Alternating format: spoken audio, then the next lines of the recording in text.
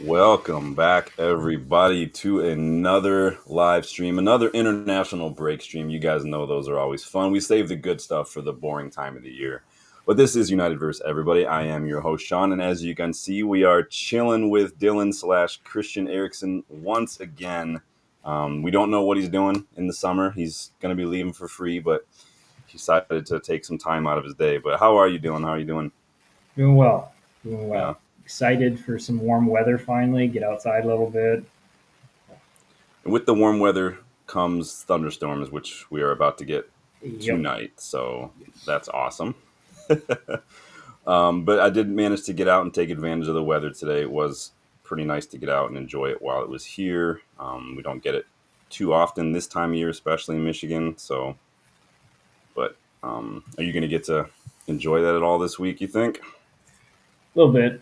Yeah, I mostly just been trying to get on walks. I've got audiobooks I've been listening to, so just trying to get nice. those in, get outside a little bit. So. Good deal. Well, let's see who's jumping in the chat already. Darko, big up, Darko. Good to see you again. Somebody found that caps lock button. It looks like. Good job, Darko. Like, subscribe. Yes, please, please, please like, subscribe. We are taking the time again, like I said in my short this morning. If you guys saw that, and like I said, now we like to take time amidst the lull and the boring international breaks. As you guys know, I hate international football and friendlies and mid-season friendlies. All I hear is injuries. But we like to reflect. We like to have some fun streams, right? And so that's what we're doing today. You guys have heard in the build up and all this that we are going to be reflecting on the last dozen or so years or so since the GOAT, Sir Alex Ferguson, retired. We're taking a specific focus today on the men who tried to fill the shoes of the GOAT, Sir Alex. All hail, Sir Alex. We are doing this in an effort to rank these managers that we've had post Fergie. So we did that stream a little while back, if you guys remember, on what makes a good football manager. We went through a lot of criteria like trophies, tactics. I even threw in like crisis management, like how do you deal with injury crises and whatnot. And in an effort to kind of establish some sort of a hierarchy, right, on in terms of what makes a good one. Of course, everyone's ranking on those criteria are going to be a little different, and that's okay. But I'm interested tonight to see how all of that kind of encapsulates into your own subjective, you, Dylan, me, the UVE community on how these rankings falling. Because it's one thing to say this is what makes a good manager. It's another entirely to start ranking them. I'm just changing the font on some of these because I realized that I changed the font in experiment on the banner and whatnot, but I didn't know it did that to the comments, and it makes it a little hard to read. So, but are you excited about this, Dylan? I know that we had talked about this, and I know this was one you were excited about. So, Oh yeah, when you sent me the list of possible topics, I was like, "Yep, doing this one." I have some things to say, so yeah, I was excited to I really feel get like going on this. I feel like we're all gonna have some things to say, man. It's gonna be big up, but yeah, big up Darkro for getting everybody involved. Big up Recap Sports Sub Zero. Good to see you again, man. It's always good to see everybody in the chat. Danny B, of course, my PIC. Good to see you. Who else we got in here? Box. We got the whole crew here, the wrecking crew in here. So that's what the plan is today, you all. We are going to be doing that. I like these streams. I like these ranking streams that we've done. I like when we did the all-time starting 11 when you and Joel came by because everyone has a different opinion, and that is, as you know, if you've been following this channel for any amount of time, that's what we're about here. The banner on the channel is all about fan opinion first, always. I'm not here to talk. I'm here to put out the conversation, facilitate the conversation, and I'm here to get everyone's opinions. That's why I literally will read everybody's chats because I care more about this, and I love having Dylan on. So that's what we're doing today. I know Dylan's doing the prep. You guys know Dylan's a teacher. He's all about that prep. I will bet $100 right now. He's got a notepad info. Oh, he printed it this time. Look at Yep. you. Look, all right. All right. Okay. Joining the 21st century. All right. I dig it. Big up. So we are going to look at each manager who stood on the touchline since Fergie left. We're going to look at some numbers. We're going to look at some trophies. We're going to look at their management style, their tenures in a nutshell. What went well? What we like? What we didn't like? Some good memories, probably some bad ones. Looking at you, Moisey. So, without further ado, as Darkro said, please like the video. Please subscribe if you are new, and if you like these kind of videos, these unique, fun videos, and you have topics of your own that you're like, man, I wonder if Sean would want to do a video about that. I'm all for it. Check out the memberships though. That's how you're going to get more involved. There's options in there. You could even jump on like Dylan's doing and join in virtually. That's one of the options as well. So I like to give you guys an opportunity to have a say in what we do here on United versus Everybody. But the memberships, and learn a little bit more about that. It's not just cool emojis and badges next. There's so much more involved. So let's jump in.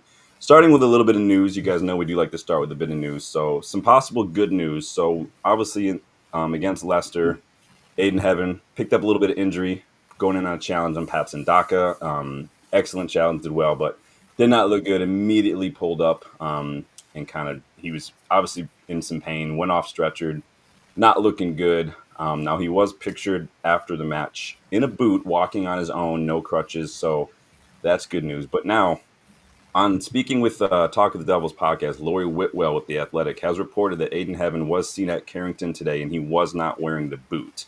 And so that to me is good news. Whitwell surmised, his word, not mine, but I do like it when the word surmise gets used, that it won't be too long before, till after the international break, before Aiden Heaven is set to return to action. So that to me is good news. I think he has been so good these last few matches. Part of me was a little worried that he was starting, but I mean, it was needs must. But the moment I saw him come on for Maguire in that second half, I think it was against Arsenal, I was like, all right, now we're good. I fully trust this kid. He says his prayers worked. What are your thoughts, Dylan? We haven't really talked about Heaven a whole lot. We watched that Arsenal match together. What are your thoughts on Heaven just as a young player coming from an academy to the first team and starting within weeks after we get signed?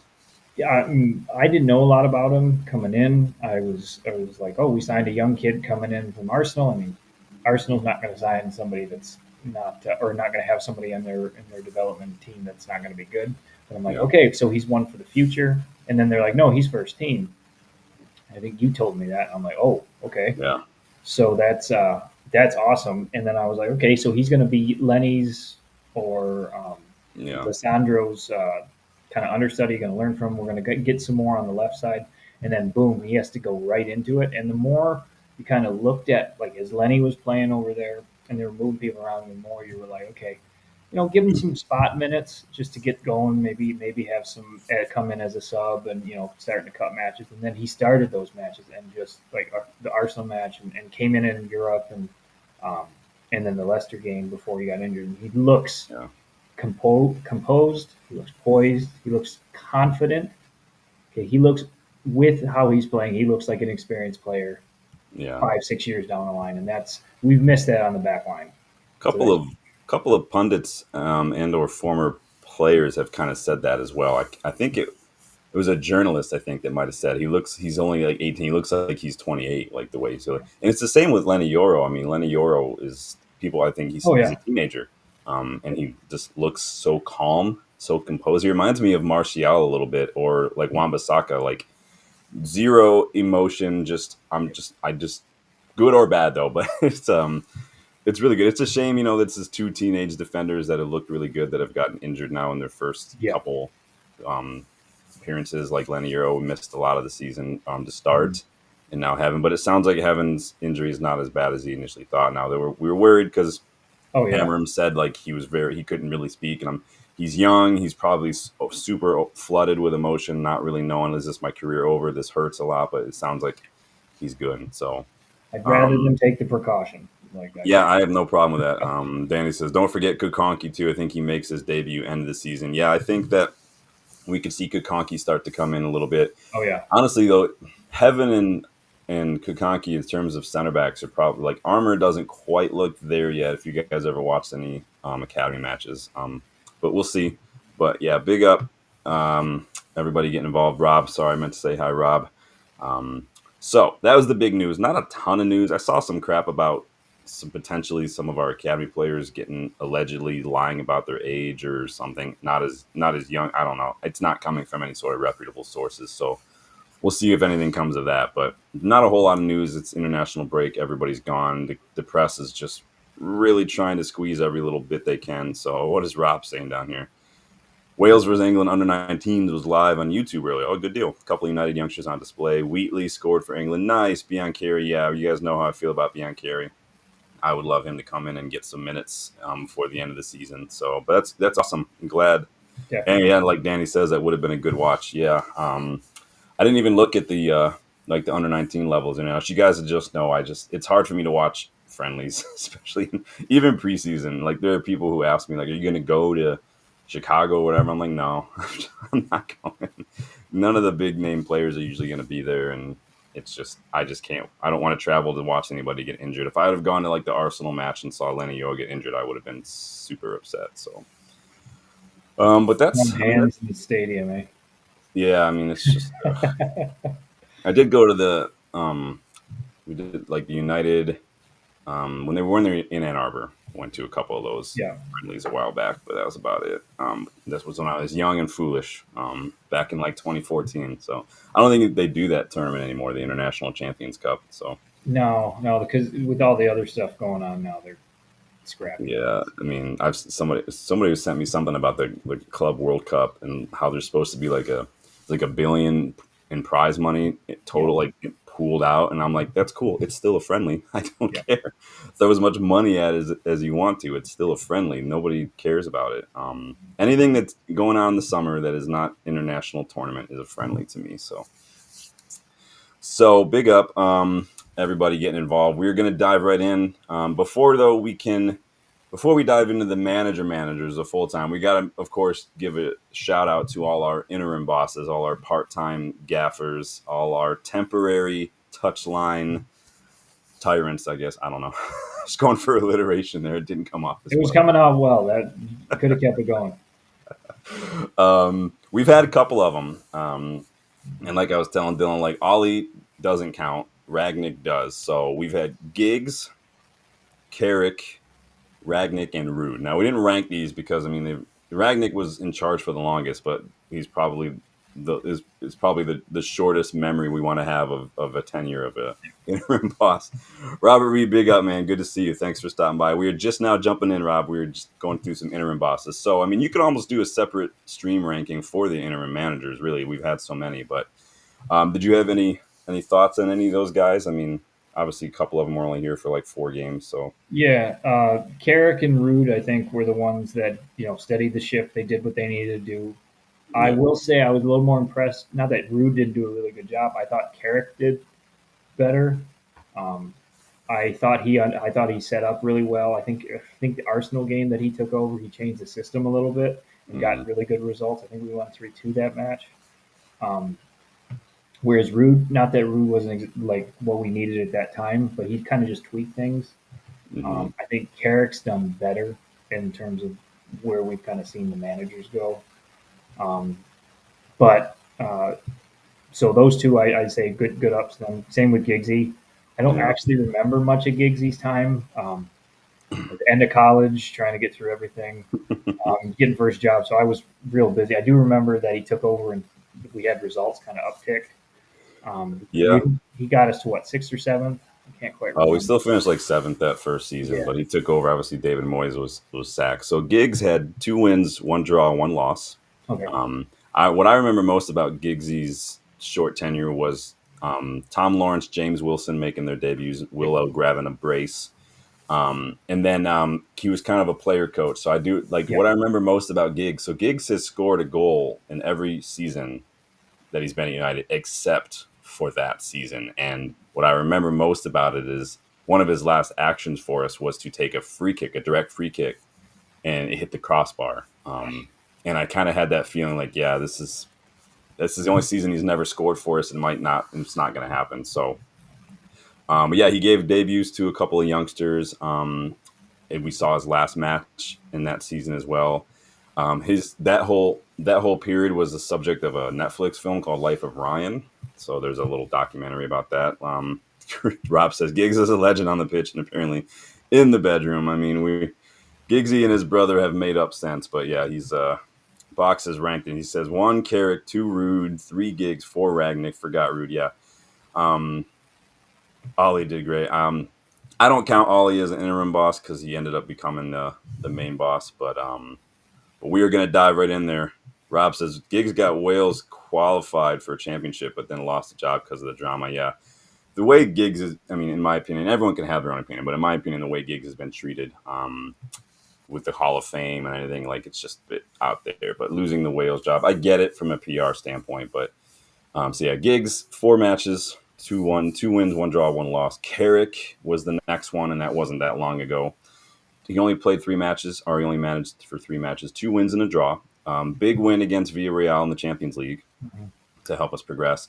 Got a nice draw against Chelsea and had a big win over Arsenal at Old Trafford. Carrick, so big up Carrick there, doing bits at Middlesbrough. They just narrowly missed out last season, so hopefully we can go steal Hackney from them at some point. Ragnick was the next one, took over after Carrick. Ragnick is always a difficult topic for me Yeah. because he wasn't meant to be manager. No. He was supposed to be our director of football, and it's just the line I always use is he was fired for doing a bad job at a job that wasn't what he was fired for. Um, Exactly.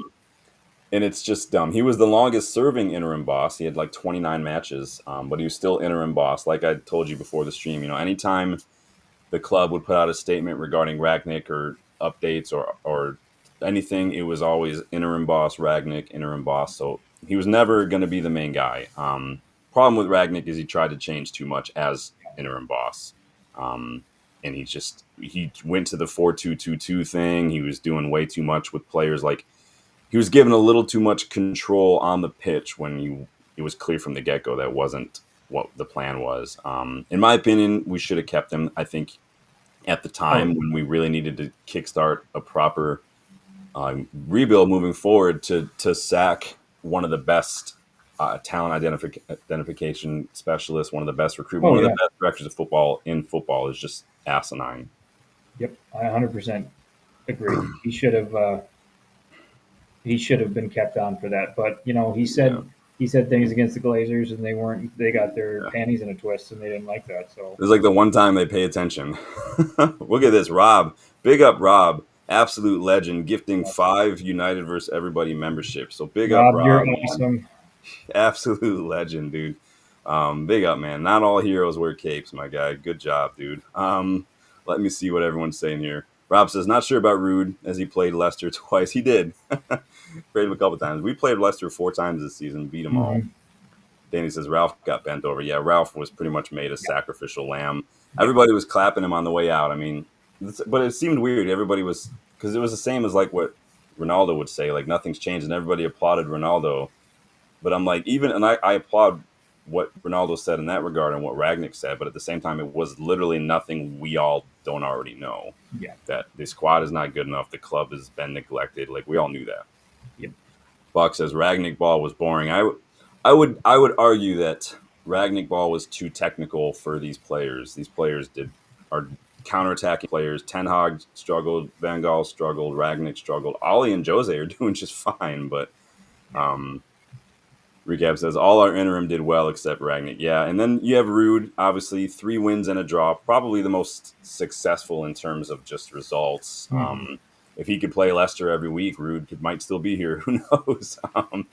But he definitely brought attacking football. He brought the vibes, having a legend. It was similar to Ollie, but I think more players probably at that age knew who Rude was. Probably, maybe not Ollie, but Fox says only Ronaldo brought us joy in that interim spell. Well, he quickly snatched it away, didn't he? But yes, Danny Rob is an absolute legend. So get your thoughts in on the interim bosses. We've had 4. Between all of those, we've had, let me see here. I don't remember how many wins Ragnick had. I didn't even put him down because I just didn't want to dive into it. But some good memories. Like I said, some things good, some things bad. But moving on, what does Rob have to say here? Agree, Ragnick needed time. The lack of respect from British media was atrocious. I think he was glad to go. I think the whole Godfather of the Gegenpress comments didn't help either when, Yeah. like, because that comment was, I think, made by like Jurgen Klopp or something, but then the press ran with it like it was Jose calling himself the special one. Like Ragnick didn't say this. Another manager said it. There was a graphic that came out around that time that showed how Ragnick had a connection with all these German managers throughout different leagues and like how he had influenced all of them, and it was astonishing to see. Like the guy was he's brilliant now, and he's doing great with Austria as well He on is. the national level. So I'm still just I'm hurting. Imagine what we could have done the last couple of years if Ragnick were still here, Yep. just in charge of recruitment. Now we've got Christopher Pavel, who also was part of that Red Bull group for a minute. So, and we're doing bits right now in that regard. So, all right, let's get into the nitty gritty. Now I didn't include Amorim as one of the options because it's Amorim and he's not been here that long. So I think we're going to give him a little bit of the benefit of the doubt in that regard, and we're going to be a little patient with that. So we are. I mean, we could talk about it a little bit if anyone has any strong thoughts. I mean, Dylan, do you have any thoughts on Amram as of yet? Anything that really sticks out to you? I'm going to say this for some other ones. I think he's what, and I hope he works out. I like the style that they're playing. I like the energy he brings. I think he's what United needs right now. Yeah, Um, Somebody that's going to be a straight shooter. He's not going to BS people. He will. He knows how to, based on kind of what I'm seeing from press conferences. Reading between the lines with the media because you know how the media is trying to put United down all the time.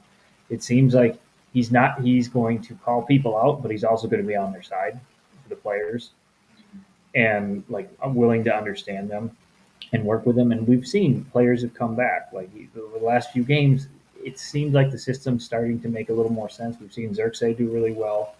Okay, we've seen Mizraoui do well. Delict has looked really good. So players are starting to understand roles, and I think, again, you're hoping everything works out. We kind of had that with some other managers as well, but I don't know. There's a difference with how it feels with Amorim in comparison. yeah, I don't know if that's changing. Getting the Glazers to more of a side. Less of the regular owners and more of Ineos is in charge now. But regardless, it still feels a little bit different than before. yeah. It feels different in terms of like structure, recruitment. Like you're saying, it does. It's a little bit annoying right now, just to with results and everything. Obviously, not being as good as we would like, but I'm not gonna go in too harshly on Amarim. It's we all knew what he was walking into. You don't sack a manager in November if things are going well. We were like 13th when he took over. Yeah. He's managed 28 matches now though, and he's got 28 or 12 wins, 7 draws, and 9 losses. So not great. The win percentage is just shy of 43% so far for Big Rube. So we will see. What do you guys got going on here? Box says Amarim would be last at the moment, but with the caveat, I think you can end up top of the list by the time four said and done. I mean, that's where we are these days, right? Rob says Amarim has worked on early goals, conceded corners, defense. He's been hit by key forwards getting injured. Like, he's been hit by all sorts of Yeah. injuries. I mean, it's been a little bit ridiculous. Like the whole like 4 players getting injured at once in training last month was a bit ridiculous, especially Ahmad. Now we're all a little frustrated because it's Ahmad, and we pretty much putting all our hopes and dreams on the kid. But it's I think that we're starting to see some players find form at the right time. I think we're starting to see some players get back fit at the right time. We're starting to see the system click Yep. at the right time. It's just a shame that had the momentum and then the international break, and then obviously the injuries is such a shame. But recap says Amram has the potential. He is good, and I trust him. We're gonna see. I mean, at this point, I'm at a point now in the last 12 years with all these managers that have come and gone. I'm like, I'm not gonna sway one way or the other. I'm just gonna enjoy the ride. It's like Yep. floating down a river. You can't really do anything about it. You just kind of have Yep. to just let it take you where it takes you, man, and then you just Yep. adjust as you keep going along. Fox says he has the hunger to succeed here, I believe, and will be the one to break the spell. Well, we'll see. I'm hoping. It, I'm hoping. we've done a lot of videos on Amram. You and I did that New Year's resolution, some things, Mhm. and to be fair, I think he has changed and doesn't. I'm not saying that I had an influence in that or anything. I'm just saying we have seen the tempo increase a little bit and Oh whatnot. yeah. I'm not saying that he watches the channel, but maybe he does. Um, so Amram, Jerry's still out, TBD. With a proper rebuild, we have a lot of work to do. So I don't know what we're going to see, how much we're going to see, even after this summer. But I'm willing to give him the rest of the season. Obviously, next season, want to see something. So Mhm. hopefully, with his players, we can dive in. So let's dive into our picks. If you have any other thoughts before we dive in. Nope. Ready to go. All right, we're going to do this rank, man. Thanks again for stopping by. Everyone, please hit that like button, subscribe. We're on the road to 3K. We're going to dive right in, starting with number 5. Now, both Dylan and I have separate lists, right? And we're going to go through our reasoning and stuff. But you guys get involved too. But we both pretty much agreed. I think everyone can pretty much agree on number 5, and this is the bottom of the list, and that would be Moise. Um, I've got my reasons. I've got my thoughts. Dylan, why don't you get us started with some of what you have to say about Moise? So I remember when this happened, and I was like, "Oh, okay, David Moyes, handpicked by Sir Alex, Scottish background. You're alluding to all the patterns that are like, okay, he's been at Everton, he's done well with Everton. I'm like, all right, this could work. This is going to be good. He's got a strong team. They just won the league, everything like that. And and then again, I'm in college, so I don't get to pay attention. I don't have the money to afford much of anything in terms to watch it, and it's hard at that time in the states to watch it. And then what was it 10 months in, he's gone, and I'm like, what happened? I looked at the table because just been glancing. Like I'd see the scores, but I wouldn't look at the table. And I'd be like, what do you mean we're down in the like? I think we were in the bottom half at that point. I'm like, what's going on? Or like top like 8 or something. So I would kill for I 8th want, right now. I know, right? So I was like, I, I wanted it to work so bad because there was that connection. And I'm going to shout out to David Moyes. I'm happy he won that Conference League with West Ham. I think he worked hard, and big ups to him for that. But Yeah. he was not the right manager for United. And just doing some digging on some of the things he did, um, and it was just going into some of the basic stuff I looked at online. It was like when you get rid of the entire backroom staff that helped build the championship team, Yeah. that's not going to be good Yeah, I definitely didn't help because himself there. you're no. I mean, I don't know how he was looking at it, but you're going into a club that is Manchester United, that is the pinnacle of football in England, and you're like, no, my way's better. So I'm like, Yeah. I was reading that. And I'm like, how many titles did you win at your Everton? Like, I'm sorry. So uh, I get why he did it. I mean, he wanted to have his way be not undermined by the players, but there's a way to bed your way in without alienating the experienced players. And I So think even the way, yeah, I agree with what you're saying. He didn't want to be undermined, but I feel like he didn't do it from a place of assertiveness. He almost did it from a place of insecurity. Like it was like oh yeah, I'm in over my depth. I need to do something to kind of make it look like I know what I'm doing. Like so I'm going to do this. This seems like the thing. Like definitely didn't help himself. yeah, He banned players from eating like chips, which if I were hmm a player at the time, I'd be on the phone with my agent because I love a thick cut chip. It's one of my favorite things oh about yeah, going over there.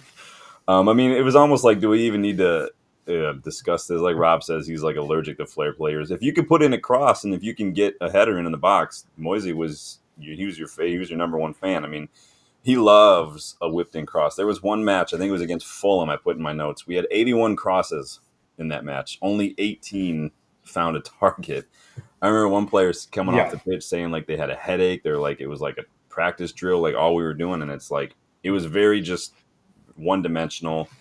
Again, like you said, handpicked by Fergie, in over his head from day one. Now I feel for him Oh a little yeah. bit because we can all say Fergie, we didn't strengthen a whole lot in those last couple of years besides Robin van Persie. His Moyes' only summer signing was Marwan Fellaini on deadline day for like almost 30 hmm million. It was just shy of 30 million. He did finish top of the group in Champions League. We did make it to the Champions League quarterfinals with David Moyes. But again, 7th place for the first time in a while, especially after you just won the league, failing to qualify for Europe for the first time since the 90s. I mean, shortest tenure in United history, just 10 months. It and you guys know I'm all for giving managers time. Like I think everybody deserves some time, but in David Moyes' case, it was clear from day one that he was out of his depth. If you ever want a little more inside look, I forgot to get this, but I just grabbed it off my shelf. This book by Jamie Jackson, A Season in the Red, is there's a couple. The early chapters are all about David Moyes and just how out of his depth this guy was. It's if you're it's goes into damning detail, but it's definitely insightful. But yeah, we definitely threw him on the bottom of the list, right? Let's see Yeah. what let's see what everyone has to say here. And Rob says he tried to tell Rio how to defend like some Everton player. Yeah, I remember Rio saying that on his show once. I was like, what? Rio's the one you don't have to tell anything to, man. This dude, yeah. Fox says, Oh give yeah. it to Adnan. Oh, I did remember Adnan. The year of Januzaj. Give it to Adnan. Give it to Ed. You can hear him shouting that on the touchline. Yeah, Adnan, I remember him. He looked bright to start, and then it just kind of went downhill. Rob says, first transfer window he didn't get back. Fizzled out. I think he only got Fellaini. Not sure who's at fault there. Again, it was I think that was the owners thinking like, well, we just won the league, so why do we have to? They only really strengthened when we didn't qualify, and then when we were qualifying, they didn't really bother Right. because they didn't want to spend or release any more of our funds. But he did get Juan Yeah. Mata in January, if you Well, guys remember that as well. yeah. Well, and that was the big thing with just to add on to that. I mean, David Gill left the same time Sir Alex did. So Yeah, that didn't that help. I mean, your brain trust leaves, and the Glazers don't care. Yeah, So we just won. We got all the money. They're we're floating, just trying to tread water there for a while. yeah, it was So it was at the time that was probably like I probably would have opted for. I don't like Jose, but at the time where Jose was as a manager, that might have been the best option for me to replace Fergie at that oh time. yeah, He would have yeah, gotten more out of those players that we already had. Still, probably he probably like yeah. I would even deign to say Jose might have won another major trophy that season with those older players because those are the players he Oh likes. yeah, yep. But it is what it is. He, like you said, he was handpicked by Fergie, so Fergie, the goat, all hail Fergie, was fallible in that regard. Box says Moyes didn't make the step up, acclimatized to the big job. Some do and some don't. Yeah, like you're saying, like Dylan said, tread water. 100%. Sometimes you swim, sometimes you sink, and Moise was just thrown in the deep end. He was literally like a newborn, just hey, learn how to swim. I'm gonna throw you in the like that's then and the like. It is a joke we say it, but if you look at how he aged in those 10 months, the same with Ollie a little bit in that last year, like it makes you sad a Yeah. little bit. Boxes we aspire to be like, I remember that shit. Yeah, there are. I wish I should have written down a couple of fun quotes from some of these guys throughout the years. I mean, Louis Van Gaal could be a whole stream in his own with some of the things he used to come out and say, like Mike Smalling. Asif, welcome back. Just joined. My favorite manager post Fergie has to be Ollie. I So forgot Asif, about that. yeah, I remember him falling on the ground. That was great. Yep, I remember that one. Box says we aim to contain Newcastle at Old Trafford. Yeah, it was. Yeah, it was definitely a year to forget. We've had a couple of those recently. Boxes. We were linked to names like Vidal. I remember when Vidal when we were linked to that guy. Hmm. Vidal, Khedira, Fabregas, Cruz. Oh, some of the player Bale. I think we were linked with back then too. Yep, we were. Yep. Was Sir Alex thinking? I don't want the next guy to look great.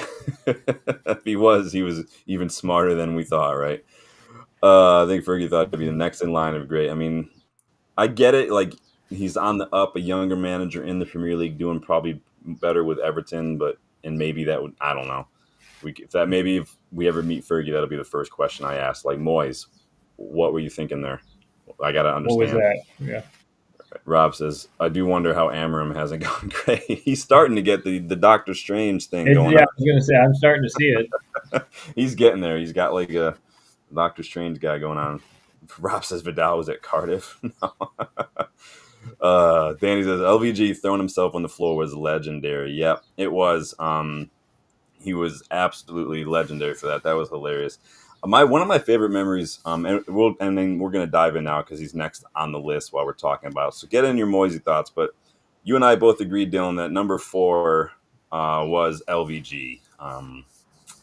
And as Danny says, my probably like we've got memories. One of my favorites was not a fun memory, but it was he and Giggs sitting on the dugout, and I think Chicharito was like stepped up to take a pen or something and missed. And I just remember the camera panning over to both of them and Van Gaal looking at Giggs, he like, what is this guy doing? Like, what is this Chicharito dude? So, but yeah, we both put him as number 4. Hmm. 103 games in charge, 54 wins, 25 draws, 24 losses. FA Cup second season. So he was the one. We went from the up and comer to the guy who's got the CV, right? The impressive CV. Now a little older, but impressive CV. Times with Bayern, Barca, Ajax. Obviously, coming off the back of an excellent World Cup with the Netherlands. Um, Definitely had a system, right? But it ended up kind of being a system that nobody really wanted at United. It was pretty much the antithesis of attack, attack, attack. And I knew this was going to happen when you sign Dutch managers. We've seen it with Ten Hag a little bit too. Everything is very slower. Everything is much more precise, calculated. Yeah. There's more high percentage. It's more pass it backwards if the better option is not forward kind of thing. A lot of people called it slow. A lot of people called it ambient football. And it resulted in just a metric fuck ton of goalless draws, bad losses. The 4-0 to MK Don sticks out at me. The losing to Middlesbrough on pens and That the hurt. domestic cup hurt as well. What are your thoughts on Louis Van Gaal, Dylan? I mean, after Moyes got sacked and the sadness of that one, I was like, okay, Van Gaal, I've heard of him, and I was not as excited because a little bit of down there, but I was like, okay, and he got us back into Champions League and everything like that. But I don't know, I'm a little ambivalent towards him. I mean, Yeah, for the longest period of time, Chicharito was my favorite player, and then he loaned him out, and that hurt me personally. yeah. Um, but You just reminded me of that Michael Jordan gift, and I took that personally. yeah, I did. But I just remember what the few games I got to watch. I was like, this is so boring. Yeah, All we're doing is passing the ball back and forth. And yeah, our percentages was high. Like, we had the highest percentage of possession, but we didn't attack. Okay, a lot of we led the league in backwards passing. It was like, yeah.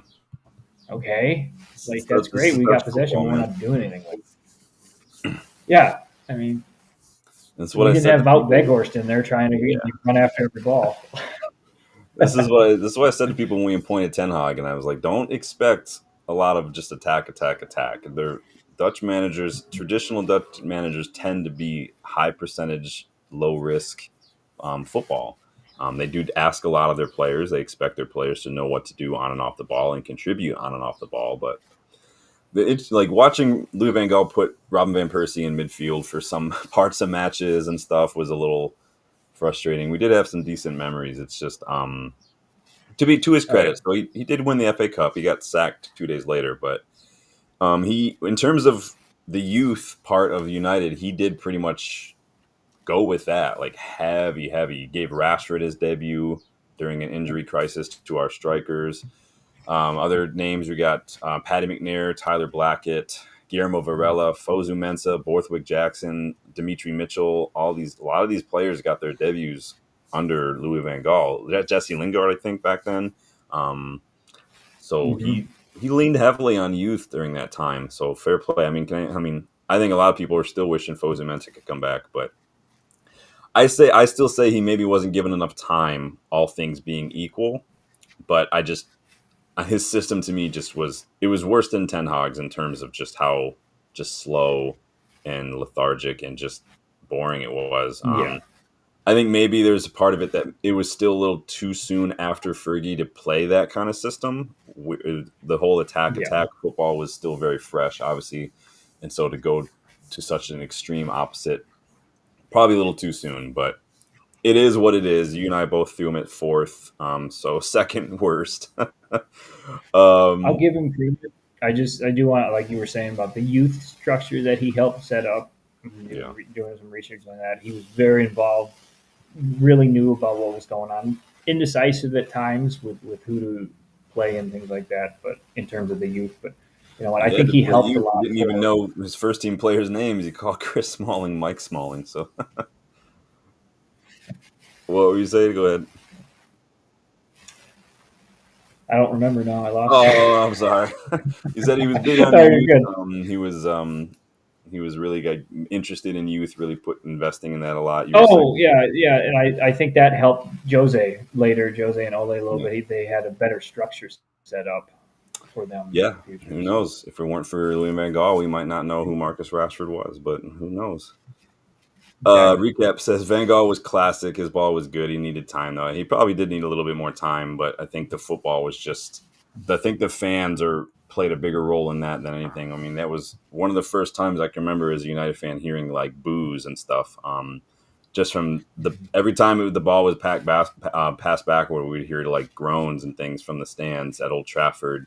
A lot of nil-nil draws in there as well. So Rob says LBG reminds me of Donald Trump, but more defensive. It's possible to be more defensive. Interesting.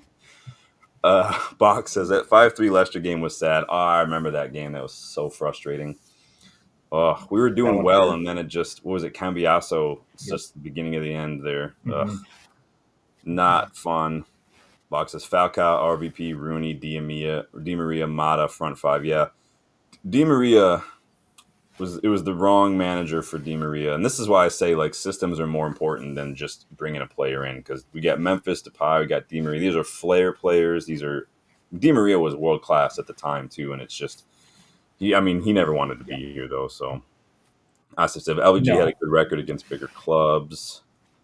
Um, Rob says, I know we all hammer the Glazers, but they did bring in some big managers like Louis Van Gaal and Mourinho, and just didn't put the right management structure behind them. We've never had a structure, period, until No. just this past summer. That's it. No. As soon as David Gill left with Sir Alex, the structure went away.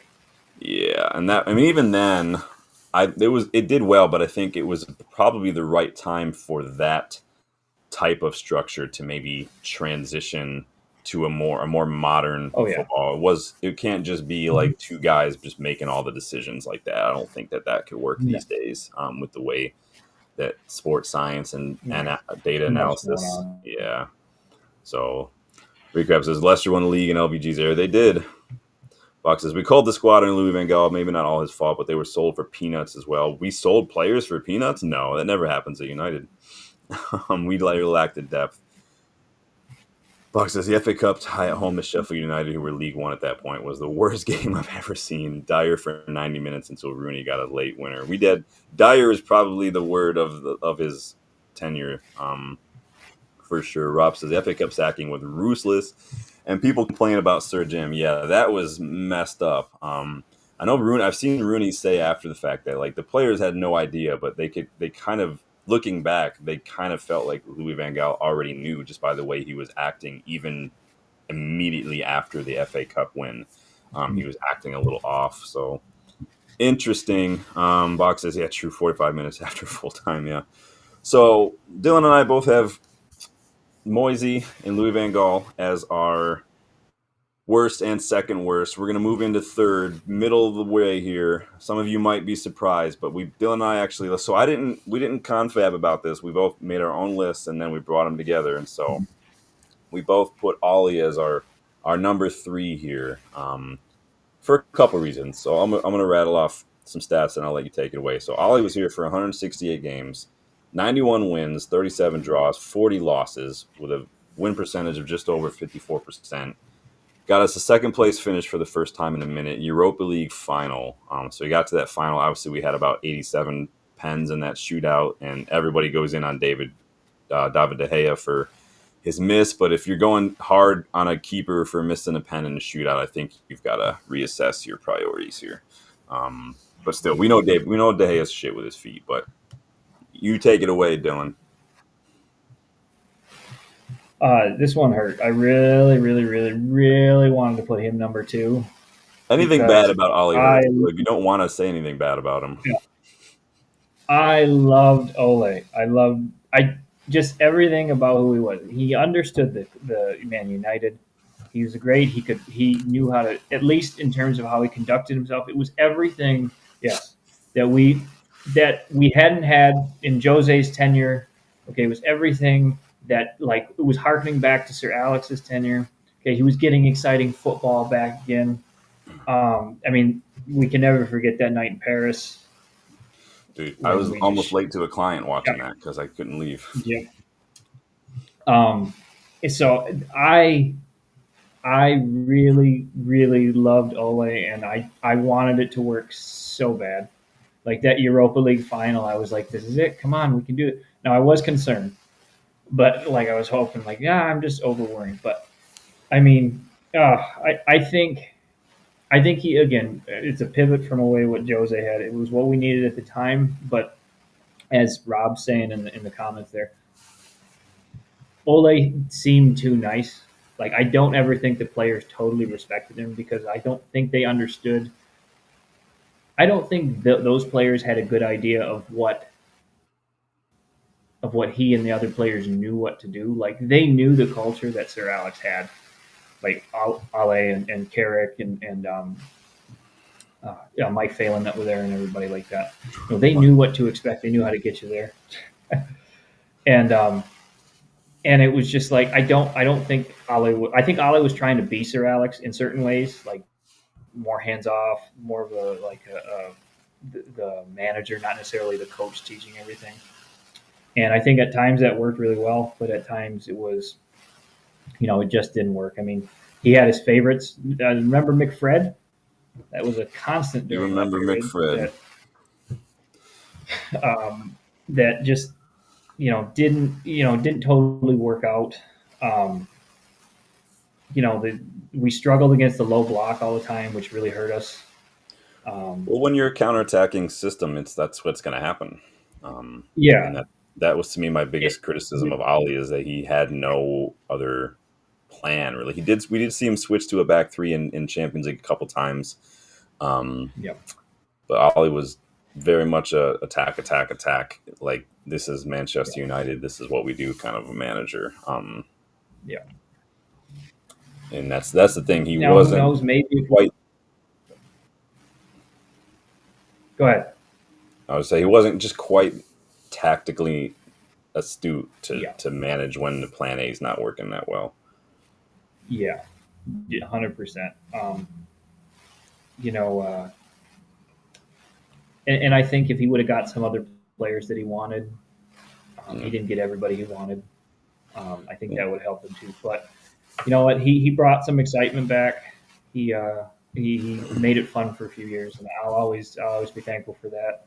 And he's doing well at Besiktas now, so He's doing well. hopefully that can get They got their first loss under him. A couple, I think the last one was the first loss or something. I okay. think, but yeah, he's doing pretty well. And obviously, we remember that from Ollie. He came in and did well. Attacking football vibes. That was the name of the game. He was our first manager Mm-hmm. since Sir Matt Busby to win his first 5 matches. Again, similar to like what's going on at Besiktas.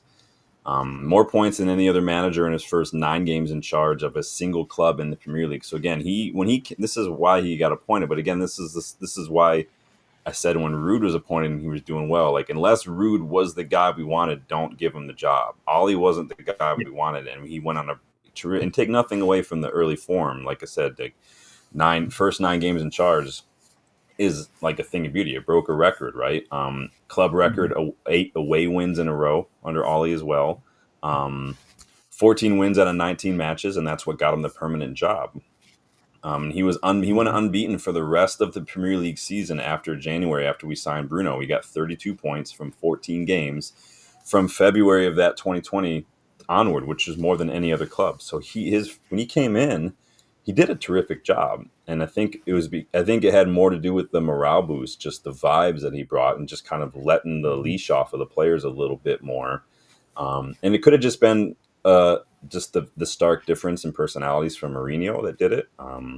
Just, but like you're saying, maybe it was too far in the other direction. Maybe he was, and like Rob said, a little too nice. Now we've seen him be a little harsh. I remember a match where Lingard was losing the ball and Ollie was on the touchline screaming at him, saying literally like, "One more and you're fucking off." Like, I love that one. It's one of my favorite Ale memories. I'm like, I want to see that more, and we just never did. and I think he probably was like that more behind the scenes with Yeah. training in the dressing room. We don't see it. All we see is Ollie just this perma smile, like he's Mm-hmm. literally just on drugs all the time.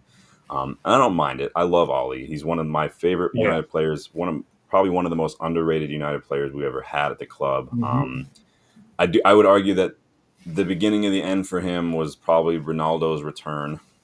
Oh yeah. I thought that disrupted a lot of the dressing room, the system that we're playing. You were going from counterattacking football, and now you've got a guy who's in his mid 30s who's not going to be sprinting up and down the pitch. He's just there to get on the ends of crosses. Now, if David Moyes were here, Ronaldo coming back would have been perfect. Just put a ball in the box and Ronaldo would get a head on it. But Yeah. it kind of slowed everything down, and you made everything had to go around Ronaldo, and I think that just killed it. And again, at the end of the day, vibes and counterattacks are only going to get you so far.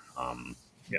And that's unfortunately what we ended up seeing with Ollie. Now my favorite memories of Ollie were just the 2 or 3 matches we did over City in one season. Like I think we beat him in the League Cup, Oh, and those then are we beat awesome. him we'd get a double over them in the league. And that was excellent. Beating Spurs and him rubbing Jose's head was another one for me. I think I love that. I love that City win where we had where they did the penalty or the spot kick where Martial just starts running and Yeah, yeah, Bruno just yeah. lobs it. And then the Ederson mistake where he gave it right to McTominay. Yep. Oh, And this is and why that was good. I was saying this is why keepers who are good with the ball at their feet to me means nothing, Yeah, because at the end of the day that was one of the stupidest things. And Ederson's done that a couple times in the last couple of years too. yeah. So I was just going to say unfortunately, it was why it was hard. That was one of the reasons why it was hard for me to lose McTominay because you could yeah. see the passion that he had for United just with that. But right move. He's doing great at Napoli. Yeah. Go Scott. So Right move for him. I think that for us financially, it was just another one of those James Garner oh yeah, situations. It just had to exactly. happen. I think I've said it many times. Any manager in football would probably give their right arm for 11 McTominays in terms of the mentality. But Mm-hmm. unfortunately, that was besides mentality and a good shot are about the only thing McTominay brought to the table. So I'm not Yeah. trying to diss him. I'm just there wasn't enough. I mean, he was 27 Oh when no, he left. Like he wasn't gonna. That was what you saw is no. what you got at that point. So. Recap says Ollie was a great manager. Fire, or he was. It was if we as fans were patient, we'd be having a Premier Cup on him. Maybe he got us to finals and finished second, and he got us to one final, I believe, right? Just the Europa League, right? Yep. Got us to the Uh, semifinals in the League Cup a couple times yeah, or FA yeah, Cup yeah. one. So, Ase says most high scoring games in all. Yeah, that Southampton match was a thing of beauty.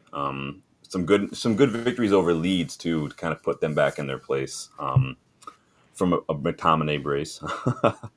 Rob says, I'm from Cardiff, and his management there was poor. Crap Malaysian owners, but United was too big a leap. I would argue that Cardiff were probably on their way down before Ollie took over, but I hear you. It wasn't. I mean, he's the one who was there when it happened.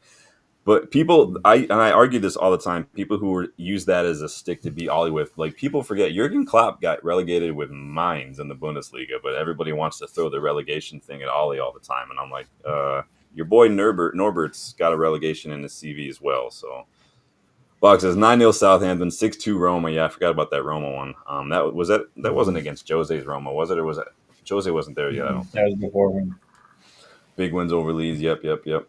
Steve says a lot of progress each year. Plus, we had Martial, Marcus, Cavani. Yeah, Cavani, I miss a lot. I wish his heart would have Money been was in it. awesome. He brought a little bit of prestige back to that 7 shirt. Yes. Yeah. Brought through Greenwood. He did bring through Greenwood, didn't he?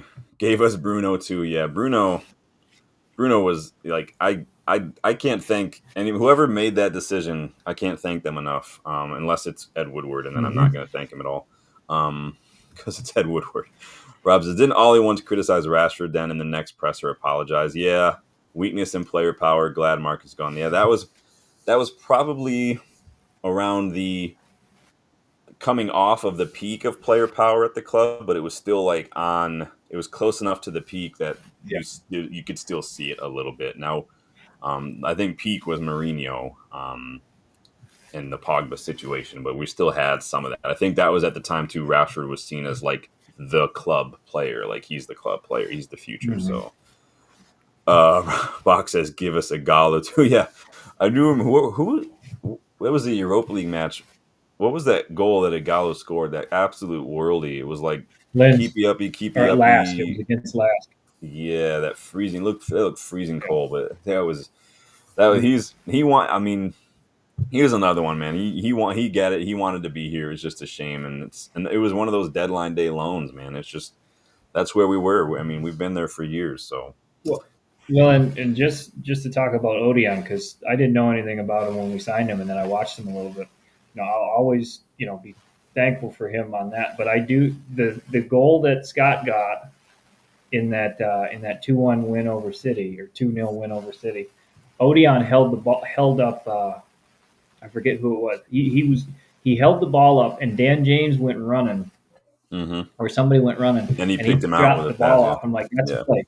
Yeah, that's a selfless play. You couldn't ask for a better teammate to do that there. I always remember that because it was like, yes, that's what we want to see. Yeah, I remember that moment. That was another one that stuck out to me.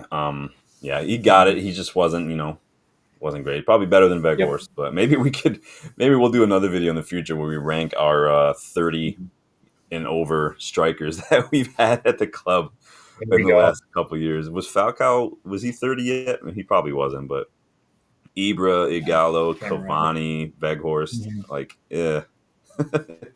it's damning when you look at it that way.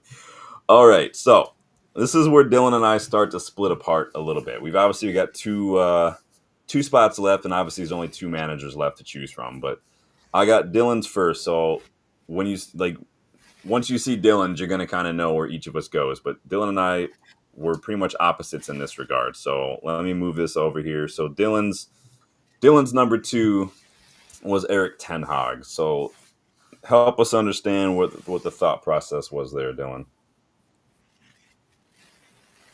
So on that one, with Eric, I mean, there's a lot of recency bias with this, since it just kind of Yeah. happened. There's you still have some of the pains from how things looked. Um, Besides some of the positives, I mean, he gave us two cups. First time I asked him, we win a League Cup 2023. I mean, that was great. I remember that. Yep. Um, Yep. well, I remember parts of it. Let's just say that because there was a lot of Not celebrating. Well, Um, beating Newcastle in the League Cup final is not for everybody, and Ten Hag proved it. Only one bald Dutch manager gets that job done in this first season here. exactly. Um, and then the epic FA Cup win against City. Um, Yes. that saving his reign there. That's important. I thought And to the be first honest, it season wasn't even. Go was ahead. good. I Sorry. think the first season I thought he again kind of like we talked about before. He was what we needed after the chaos of the Ragnick era with everything and the end of Ole's term. They needed somebody to come in kind of clean house a little bit, and he had that reputation. That's what he did. I think he straightened things out. I think he also benefited from some very healthy players. I mean, Luke Shaw looked like a world beater when he was out there because he was healthy for once. I don't understand what happened there. Yeah, but you know what? I think I think again he's kind of like like Moyes a little bit is like that. The club he didn't understand everything that needed to be the club. The club was a little bit too big for him. Um, Part of it was the communication issue and his stubbornness. I mean, he didn't. He said he was changing and he's going to try things, but it's always injuries were the problem, or things going on, and it's like, um, but uh, he promoted youth that we got Kobe, we got Garnacho from him. I think that's going to be positive in the long term. Yeah. But who knows? Who knows if it was the stubbornness that really played the role? But again, thankful for the cups, thankful for promoting that youth, things like that. But yeah, he's number two for me Hmm. on this list. Yeah. So I mean, obviously that means Ten Hag is my number one. Because this is where you and I just kind of had a little bit of a divergent here. 128 games in charge, 70 wins, 23 draws, 35 losses. Just shy of 55% win ratio. Like you said, three cup finals in 2 years, two trophies, first trophy available to him. Third in the league his first season, which is nothing to sneeze at considering what we've been doing ahead of that. And impressive numbers along the way. And like comparatively speaking to like Arteta and like even Klopp's first couple seasons, Ten Hag's like points per game, wins, and all that stuff. A lot of that stuff was miles ahead of both of those guys. Like you said, promoting youth, which we know we like here, and obviously at his time as Mm-hmm. Ajax, he will have experience. And not only was it Manu and Garnacho, but we saw guys like Dan Gore, Harry Amos, Collier get in and around the mix as well. Whether that was preseason or not, there was something there that he was seeing and that he was trying to look at. So Again, like you said, I think what hurt him ultimately, Ten Hag, was the poor communication skills in the pressers. I think that he was very Dutch and just how blunt he was. It's so funny that that comes up because I'm rewatching Ted Lasso right now, and there's a in the second season, and there's a Dutch player character, and he's very blunt and very honest, Oh and he's yeah. not mean. He's not like he's mean. He's just and it's just straightforward. And the guy's like, well, no, he's not mean. He's just Dutch. And I'm like, that's how I feel about a lot of these Dutch managers we've had. And many people actually say, many journalists that have talked about Ten Hag and who have spent time with him say, actually behind the scenes, one on one, he's very funny and very likable, very personable, very easygoing. It's just those press conferences. And to be fair, I would hate to be a manager because I'd go full Roy Kent on these pressers with some of these guys. I think for me, perhaps the biggest thing though was the public abandonment of his exciting Ajax tactics that got him the job in the first place. Coming out and saying, I'm not going to play that way because I don't have those players. Well, reverting to the counterattack system, so kind of abandoning some of his principles early on, did not help him either. Sticking with I thought he stuck with the wrong parts of his system and he abandoned the right parts. So some of the pressing we saw, but then like persisting with the playing out from the back with guys like Maguire and Lindelof was Hmm. only ever going to cause us problems. So I think you had to be a little more selective with what part of your system you were going to have to sacrifice. His talent ID was shit. Oh Let's yeah. just have it right. And I think choosing to get rid of Ralph Ragnick was probably the thing that hurt him the most in that regard, in terms of recruitment. So I'm gonna get caught up on some of these here. Bach says Eric Yep. Ten Hag's ups and downs best describes his reigns. Yeah, the ups were good, the downs were down. I mean, people, and it wasn't like you said the FA Cup final where we beat City. Like it wasn't even like we fluked that or anything. Like we dominated City in that cup Hmm. final. We played our game. We didn't let them out of their half. We dominated, and we made Vardio look like an absolute piece of crap too. Like that dude's Oh one of yeah. the worst defenders I've ever seen in my life. Recap says Ollie had no plans for Ronaldo. The fact that we couldn't let CR7 go to City was a bit unlucky. Poor timing for CR7 to leave Juve. Yeah, the Ronaldo thing. I think honestly that was one of those things the owners just looked at that as too big of a PR push to pass up. Honestly, I think that was all Yep. about like Ronaldo's soul. Like no, and you guys know how I feel about shirt sales. Like it's a myth. It doesn't actually. You don't. There are very few circumstances where you actually make money on shirts because the shirt companies pay you to do that. You're already getting your money. There are a few instances though where either it's unique clauses inserted into that, or the player themselves just happens to sell so many because it's like in Ronaldo's case, Ronaldo actually paid for himself with just shirt sales alone because he sold Hmm.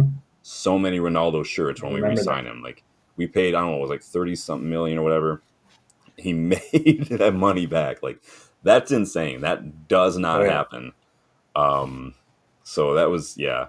Rob says when we go from signing old big name strikers to people like Igalo and Vegas, the club is going one direction. Yeah. Rob says Eric Ten Hag gave up on principles quickly because of the players. Second season, he looked a different guy, defeated. Yeah, I think second season he was starting to realize just what he was dealing with in terms of recruitment and ownership and all that stuff, and he was like, What did I do?" I'm surprised he hasn't gotten a new job yet, but maybe he'll. I could see him at Dortmund easily. I think that the way that they recruit, the way that he doesn't have to deal with big egos and stuff there. I think the Bundesliga might suit him a little better than the Premier League personally. Um, Rob says that we need to watch Footballers' Wives. Is that some sort of reality TV show? Do you know what that Sounds is, like Dylan? it. Yeah, it sounds like I don't do I reality think it's TV. like Real Housewives of whatever, but I don't. I'm Oh, not okay. Who's a on it? different city, but I don't know. Anybody that I would know? I wonder. Let me know. Ozzy says both Jose and Eric had 2+ years, both got two trophies, both got into top three, but wasn't the football better under Eric? I mean, it's subjective, and that's why we do this. There's not really a right and wrong, and that's what is so beautiful about these unique live streams is that everyone's got an opinion, everyone's got a reason. So I don't mind anyone having an opinion. I just want people to have reasons for that opinion. Back it up. Tell me why you think what you think. And again, it's not to win an argument. This isn't a court of law. This is I want to know why you think the way you think. It helps me understand you a little more. Again, if some people favor Mourinho over Ten Hag, some people favor trophies over. It's interesting. Boxes. I felt closer to the top under Jose than Ten Hag, but both ultimately failed. Yeah. We're gonna talk about Jose in a second here because obviously, so Dylan had Ten Hag as his two. I had Mourinho as my number two for a couple reasons here. Let's. I'm gonna explain my my thoughts here on Mourinho because so he's my number two. And then so I'm gonna lay out reasons for that, and like I've laid out maybe reasons for Ten Hag, so I will do that. But 144 games under Mourinho, 84 wins, 32 draws, 28 losses, highest win percentage so far with a 58.33% win ratio. Carabao Cup, Europa League in the same season, so. And Mourinho will tell you he got the Community Shield too, so he'll give you one of these all the time. But the reason he's number two for me, and again, this is probably again personal bias. I just never liked Mourinho as a person, as a manager. I just don't like the guy. I didn't like him at Chelsea. I didn't like him at Real Madrid. His personality is just not a personality that I can vibe with. But when I put him this high on my list, you know that there's still a little bit of objectivity here because I still have to respect what he did. Again, 2 trophies in his first season is a big deal. Um, Finished sixth, but only lost 5 games, drew 15. He had the second best draws in the league, so he just all those draws. The second season here, Mourinho beat every team in the league at least once. Finished second, took us to an FA Cup final. So it's just I just again, this is where my personal bias comes in. I wanted Ten Hag when he was at Ajax. We got Ten Hag. I like Ten Hag. He had to go. It is what it is. But I just never liked Mourinho. So you guys could say I'm a bit biased, but Dylan's got him as his number one. Dylan, so take it away. Let me know why I'm wrong and you're right. Honestly, a few years ago, I would have said the same thing because Marino for the longest time, I was just like, he's not really my cup of tea. I mean, his attitude doesn't fit with the more like. I think what really did it was watching Tottenham and just seeing what he did at Tottenham. Get them to the League Cup, they fire him and stuff like that, and just like rose-colored glasses get on, and you start to look at some of the things he's done. The football heritage rant comes up all the time, and it's one of my favorite things for pure like just entertainment value because I love the confidence, just the assurity that he has to do that. And it could be an act, I don't know, but Yeah, there's a word for that though. We call talking that about narcissism. yes, yeah. Yeah, and maybe I really find narcissists entertaining, but it's still every time I see it, I'm like, yep, He's entertaining for that makes me sure, laugh. Oh but yeah, this is why Mourinho um, falls out. Like he fell out with Ronaldo because both of oh them yeah, meet are narcissists in their own ways, and you can't have two of oh them yeah, in one area. yep, Go hundred ahead. percent. Um, uh, the thing for me that kind of sells it, the Europa League win for me. Yeah. Continental victories for me are always a little bit bigger. Not that Premier League isn't, not like major competitions, cup competitions are, but whenever you win in Europe, I mean that just to me that sends a bigger like a message, even if it's Europa. Because I remember when we won Europa, I was like, okay, we're coming back, we're Mm. gonna get there, and so that's part of the reason I picked him as number one. Um, that Continental Trophy was good. Um, Other than that, there are things you can talk about in terms of things he did, things that didn't work out. Um, we signed they had some good signings there. Zlatan was there. Um, Yeah. that helped out. I thought Romelu Lukaku, Big Rom, got a little bit of a bad, rough deal there. I thought he, um, I thought he would work. I don't know if he was necessarily used right, and then the confidence factor played a big role. But you know that the big thing for me was the European triumph, and that's why I put him there. So Yeah, I and we thought, didn't even and again, yeah, go go ahead. ahead. So No, we no, no, didn't you're even good. he didn't even have two of his signings in that Europa League final because both Eric Bailly and Zlatan were injured for that, and Yep, so He was still. I mean, Mkhitaryan and Fellaini, I think, played huge roles in that final. Mhm. And so, and against Ajax, a tough Ajax side, they weren't the Ajax side that that dominated like the following couple of years, but Yeah. they were just starting out, and that was pre Ten Hag Ajax too. Mhm. So, um, Yep. yeah, I mean, so you have him first, I have him as my second with Ten Hag as my first. I mean, if Joe, like I said earlier, if Jose was ever on United's radar, he should have been the one, in my opinion, to replace Sir Alex at that time. I think that was probably the peak 100%. peak of his powers. I think he probably would have got another trophy or two from the squad that Sir Alex left, because those are Yep. the profile, the ages of what he wanted, what he likes.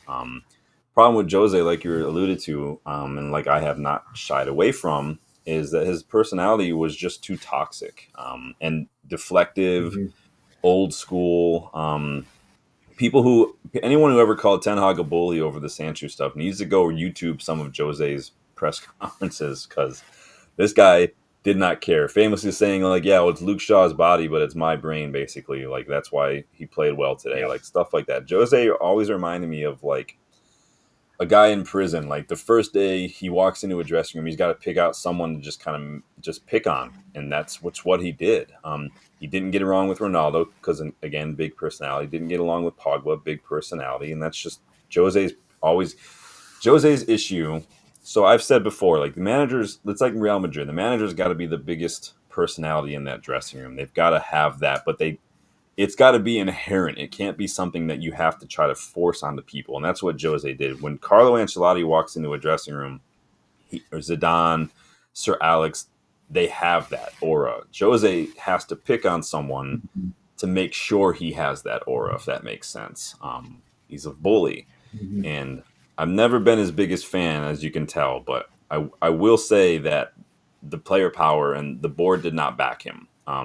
They let him down, in my opinion. But and that's why you know that I'm trying to be a little bit objective here, because you guys know I don't like Mourinho. I never did, but I can say wholeheartedly that he was not backed properly. The board backed the players over him, and it was even known. I mean, there was that famous kind of story of Pogba after Mourinho got sacked, saying something in training about like Jose messed with the wrong ball or something, and Carrick pulled him up on it reportedly in training. It was like, no, we're not talking like that about Mourinho.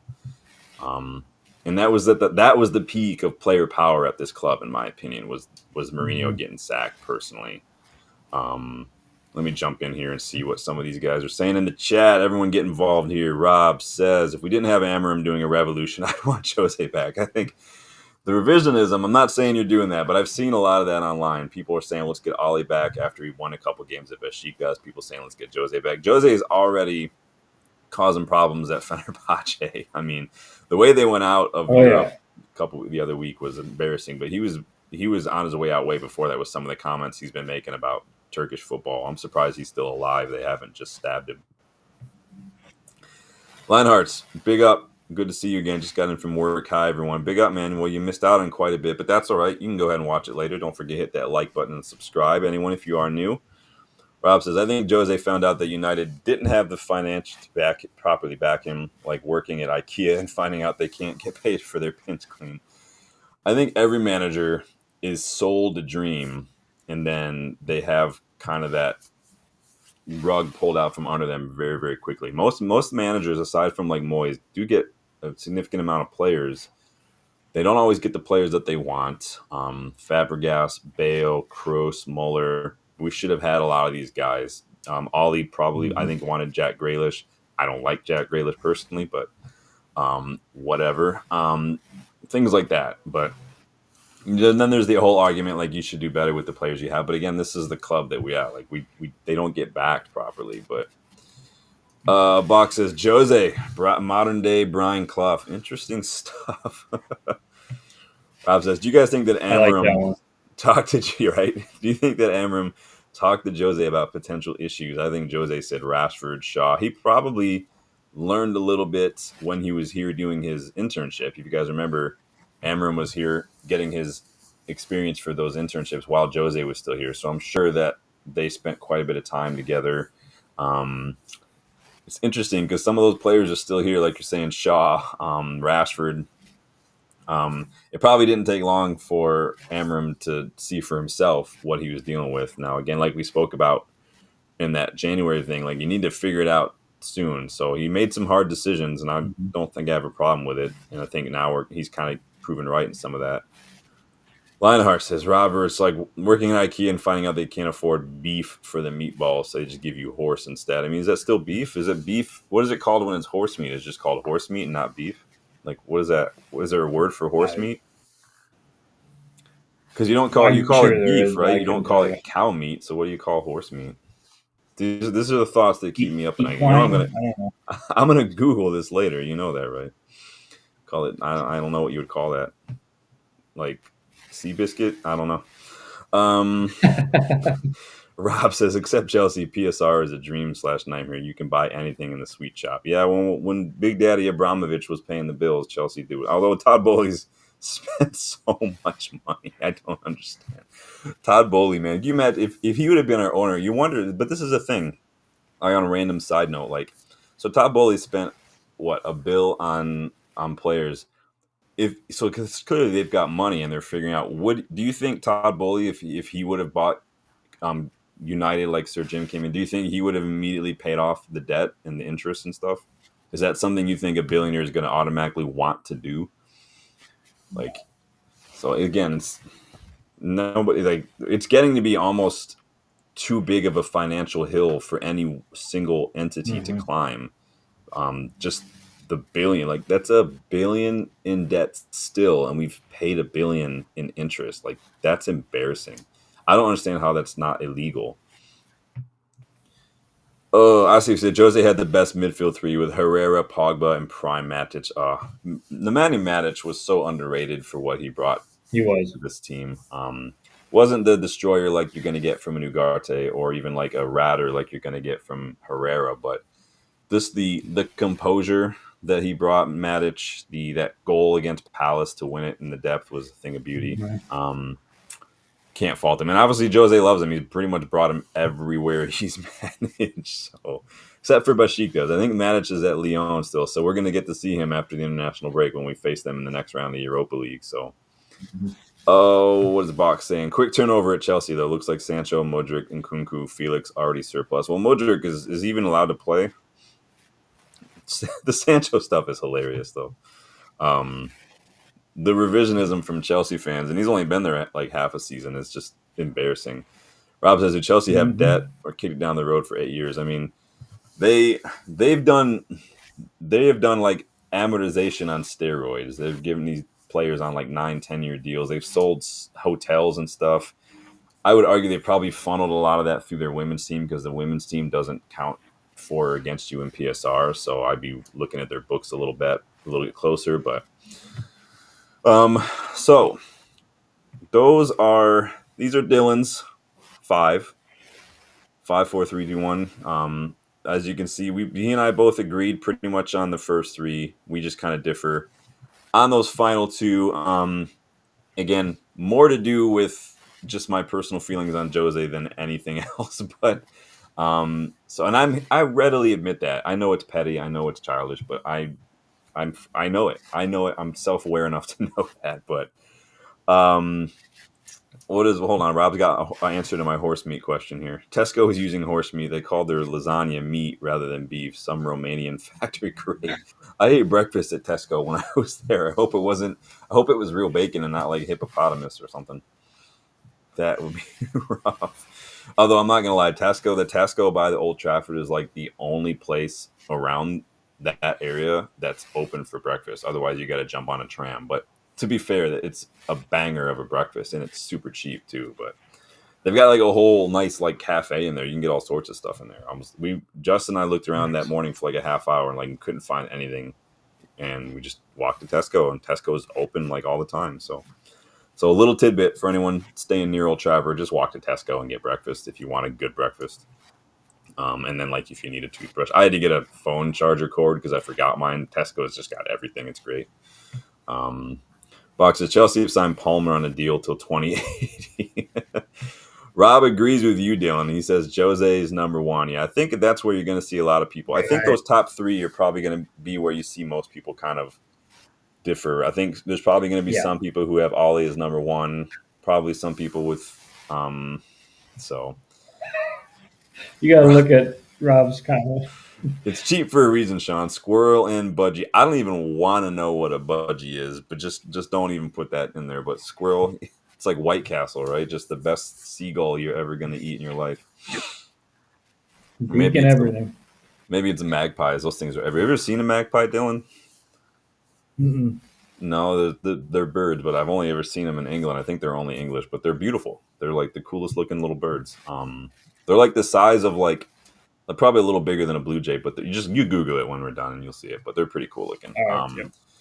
Any any final thoughts on the managers? I think the fact that it's been just 12 years and we've got 5 managers and on our current 6th right now. I think that to me is probably the most eye-opening about this whole thing. Not even the rankings, just the fact that we have had enough in that time to have a ranking. Um, that's Mm-hmm. insane. What do you so looking at your rankings? I mean, what jumps out to you there? What do you like? I when I look at that, I see a complete lack of structure over a decade. Yeah, yeah. Well, and especially for me, the big one was like they jumped from Jose to Ole, and it was just like, well, Ole fits. That's Yeah, fine. Like they're just, it was like the easy decision on some of these. Like nothing wrong with Louis Van Gaal, but it was like he was kind of like flavor of the week that was doing the best job. It's not like he was going to fit the system we were trying to make. So that's why it's nice to see what Ineos is doing. It seems like they have a plan for what they want to do, and I hope that's what it is. But early stages here. and this is just another example of why we are in the PSR situation that we're in. There was a complete negligence and a complete just flat out refusal to do the work to put in the time to actually get a proper recruitment, to do a little bit of proactive diligence and start to modernize the club in that like behind the scenes recruitment structure regard. And it was just more of the, well, this manager will be the difference, this player will be the difference. Like we don't have to do all this other stuff, we just need to, we these managers will, and like Mm-hmm. every manager got players signed and we just couldn't sell anybody, so we just got a bloated squad. People will leave for free. And then you add to that the amount of money we've had to pay to sack each of these 5 managers is probably upwards of Oh like yeah. 60-70 million altogether. That counts against your PSR too. And then the backroom staff that a lot of these guys brought in. Moyes had his whole backroom staff. Like Ollie had people that we let go of. Ten Hag as well. Jose. I mean, I think Rui Faria left, but like it's a shambles. And like you're saying, like this is the first time we're hopefully going to see the club kind of stick with a plan, even if it's rough to start, because there's more evidence to suggest that that's a better way to do things. Fergie didn't get along, didn't have a whole lot of great success his first couple of years. Jurgen Klopp didn't. Pep didn't even win anything his first season at City. Look at Arteta. I mean, Mm-hmm. I think Arteta's like, I don't think that guy's going to win anything, um, but I think that it's going to be rough. And we've seen this at Sporting with Ruben Amorim. It is going to be rough, but he's got a way he wants to do things. He wants to clear out some of the toxic attitudes in the dressing room, the big volatile personalities, and we need to back him. It is going to take time, though. Like Rob's saying, I hoping Ruben Amorim lasts. Klopp lasts at Liverpool, but seems a high turnover with managers. It's very high, and you Mm-hmm. guys, I mean, and again, there's a correlation to suggest that this high turnover rate in such a short period of time does have an impact on individual player development. There were studies done on that. I've talked about that several times. There's a reason that players like Rashford have been here a decade and don't look like they've improved, because look at how many managers he's had to play under. Hey, and if we need an outside like example of that, just look at Watford. Yeah, exactly. Chelsea got lucky with it just because they kept throwing more and more money. Oh But the yeah, problem is, we've spent money, yes, but the difference is we've spent it poorly. We just we yeah, just bought the wrong players. We bought them for too much, and we pay them too much, and then that's it. So, yep. and it helps that we're not, illegal about a lot of that stuff. But I mean, I mean, I don't have any more thoughts than I've already shared. We have a lot of notes. Let me leave the chat open a little bit longer. See, Rob says Arteta loves his two community shield. Arteta loves his pickpockets. He loves his whiteboards. He loves his eyeliner. Um, he loves his set pieces. Tell me he doesn't look like he's wearing eyeliner. Fight me. Yeah, okay. I'm glad I'm not the only one who thought that. So He does. Um, Rob says Amram needs to calm down a bit. Smashing tellies and tell Jim to F off is not a plan. Did he tell Jim to F off? I hope he did. That would be fun. Did he smash the his television? Did inner we just Marino is coming out. that inner Portuguese fire, right? It's just too much Yeah, too much calamari. Um, that's why but Bruno's all fired up all of a sudden. He's like, yes. yeah, I mean Bruno literally has what like 6 goal involvements in 2 matches. Like that's insane. Uh-huh. So yeah, he's world class. He deserves to be talked Oh about. yeah. And if we had won like at least just one Premier League, there's literally no argument on who the best player in the last several years. Like Salah can sit down. Yeah. Yep.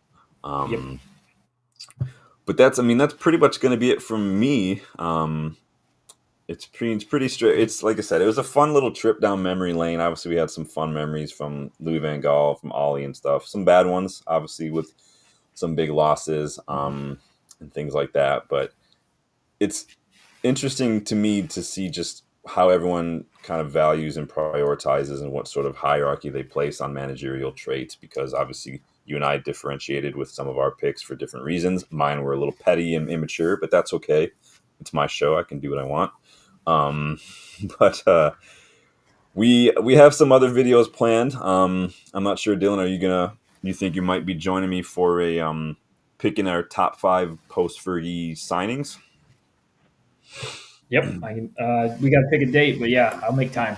All right. So Yeah, I'll try to maybe do something like that before the maybe the international break is over. So we'll chat about it, and then I'm going to be doing another stream maybe maybe Friday on my budget summer rebuild for this club. So Danny had put out like a question the other day, like if you had 200 million to spend in the summer, how would you do it? And I was like, that's a big question. That's going to be a whole nother video in itself. But after looking at some players, I've literally signed 6 players for like less than 140 million.